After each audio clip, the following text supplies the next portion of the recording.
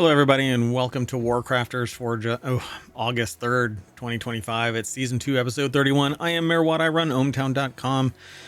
The Sentient AI is not available today, but I've uploaded my consciousness to, a quantum computer so that I can keep up with the Sentient AI from the future.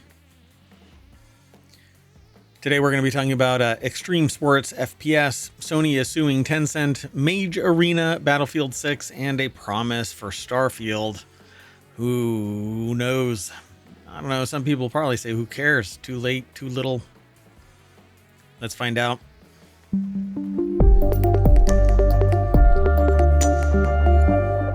All right, well, that right there is ohmTown.com, but you're here for WarCrafters. It's all a show about FPS, RTS, RPG gaming, discussions, people, places, things. Hopefully, in the future, I'll be adding more stuff to this, like equipment, gear, etc. One of the projects for the parent company is to be releasing a series of items for tabletop gaming. So I hope you pay attention and hang out, and maybe you'll be interested in buying some merch.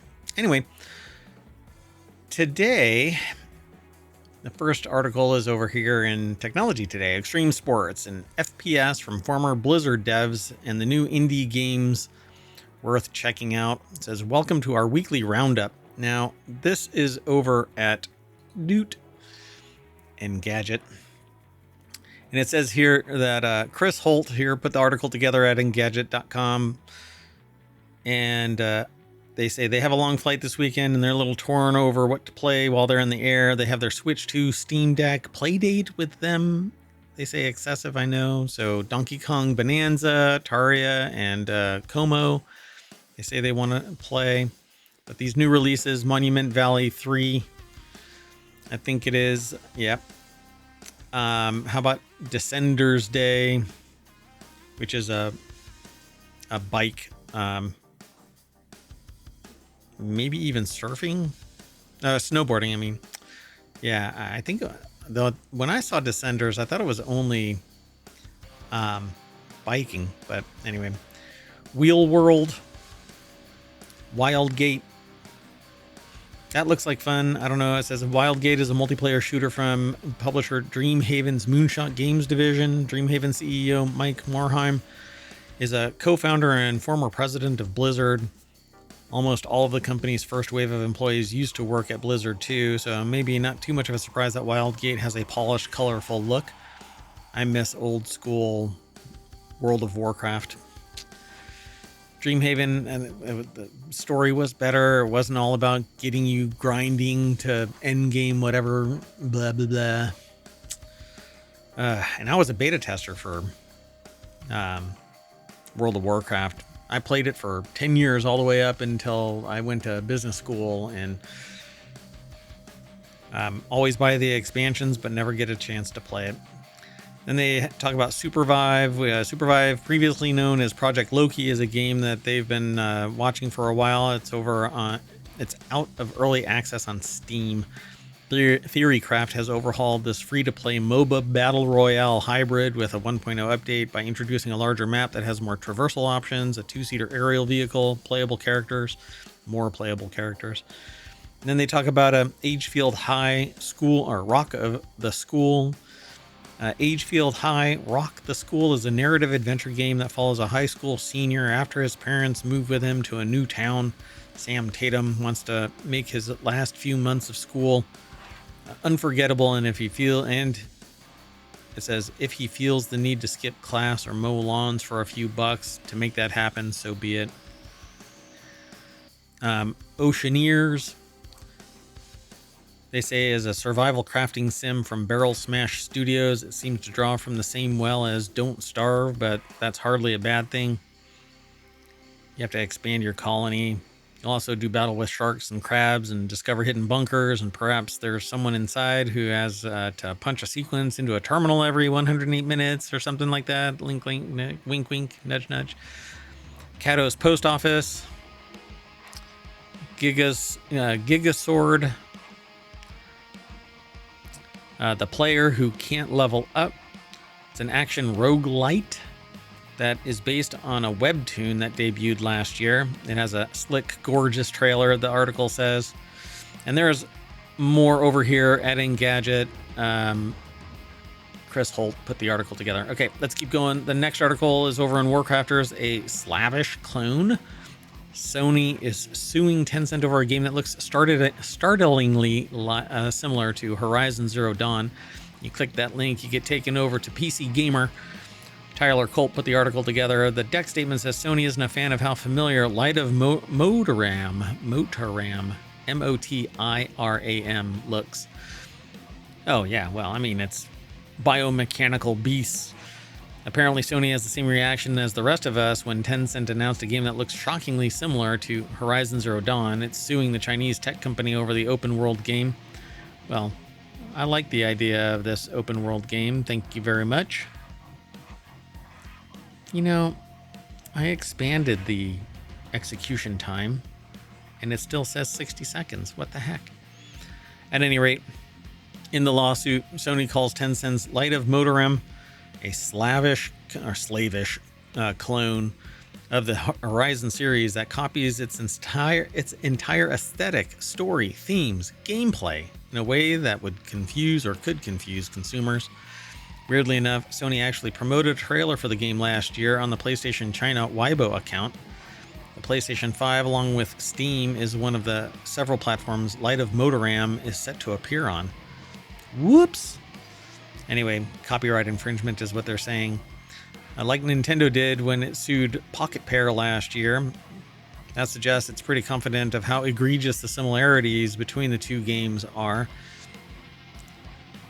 I'm not a big fan of Nintendo. But anyway, the next article is over on the WarCrafters channel. Steam's latest mini hit is Mage Arena, a voice-powered spellcasting game that costs just $3. You have to yell out Fireball, Freeze, Magic Missile. They yelled about 47 times yesterday playing Mage Arena, the voice-powered wizardry game currently shooting up the Steam charts. They convinced some friends to pick it up for $3. Early access arena shooter based on the strength of saying spells to cast them, pitch alone, and the verdict is Mage Arena is a blast. Click that link, you get taken over to PC Gamer. Morgan Park put the article together. It was going to cost $5, but the solo dev felt bad about all the bugs and lowered the price. Let's look this up real quick. Mage Arena. Oh my gosh, Mage Arena. Yeah, it's $3 right now. There's a confusingly similar one called Mage's Arena. Yeah, so $3. Available right now. It's overwhelmingly positive, so I guess I'm going to be adding that to the cart and continue shopping and add it again so that I can gift it to somebody. And then I'll go and view my cart. Anyway, let's see. It says, having messed with all sorts of voice recognition gimmicks in games over the years, they're impressed by how functional Mage Arena is out of the gate. It automatically uses your default Windows microphone, and so far, they've had no problem casting fireballs, freeze bolts, and magic missiles on the first try. Interesting. Well, it looks like it's going to be fun. Let me back up on this page here and take a look at it. It is online PvP, online co-op. All right. We'll have to take a look at it. It's dark and darker, or darkest dungeon, dark and darker, I think it is. Esque. You're just gonna have to kill everything that moves.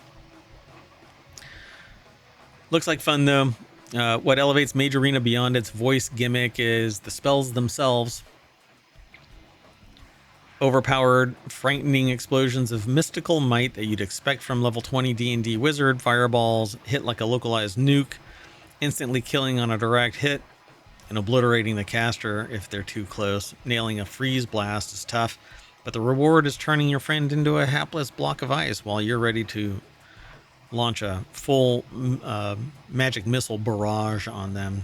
This looks like fun. Go and check out this article over at PCGamer.com by Morgan Park. The next article is Battlefield 6 is already blowing up on Steam. Battlefield 6 has already accumulated nearly 500,000 wish lists on Steam in the weekend following the release of the game's reveal trailer. Click that link, you get taken over to Game Rant.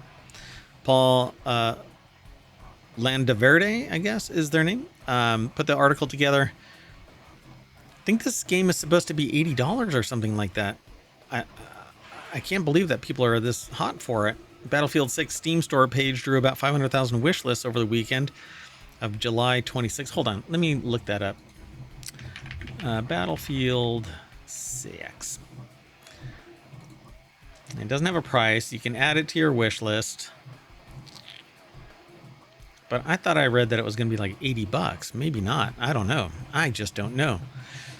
The game's overall Steam wishlist count is expected to grow even higher during and after the Battlefield 6 multiplayer reveal event, which starts on July 31st at 11:30 a.m.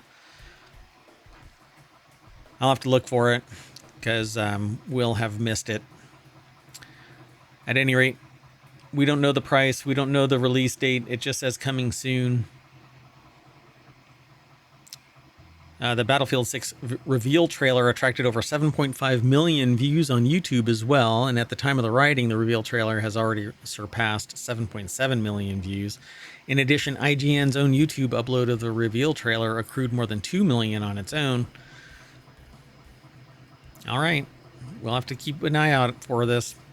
And our last article for WarCrafters for August 3rd, 2025 is Bethesda promises exciting things ahead for Starfield while releasing the teeny tiniest patch. After no news on Starfield for the Xbox Game Showcase last month, Bethesda has finally given fans a briefest of updates on the game's future. It basically died in my arms because I thought Starfield was going to be my forever game, at least until not No Man's Sky, but Light No Fire shows up. When that shows up, I think that I'll end up being a Light No Fire streamer. But at any rate, Starfield I thought was going to be awesome, but the universe is dead. There's nothing there. It's so blah. So they didn't give us any hint about what the exciting things are to expect, but the update this comment is attached to doesn't inspire confidence. It's a minor patch that mainly focuses on stability and bug fixes. You click this little link, you get taken over to PC Gamer again. Stephen Bonifield put the article together. Bethesda insists big things are ahead of Starfield, but no word on what or when, and they released the teeny tiniest of patches. It's been almost a year since Starfield's Shattered Space DLC came out, and the updates that they've seen so far have been underwhelming at best. I think this is dying on the vine. It died in my arms a year ago. The whole thing just kind of sucks.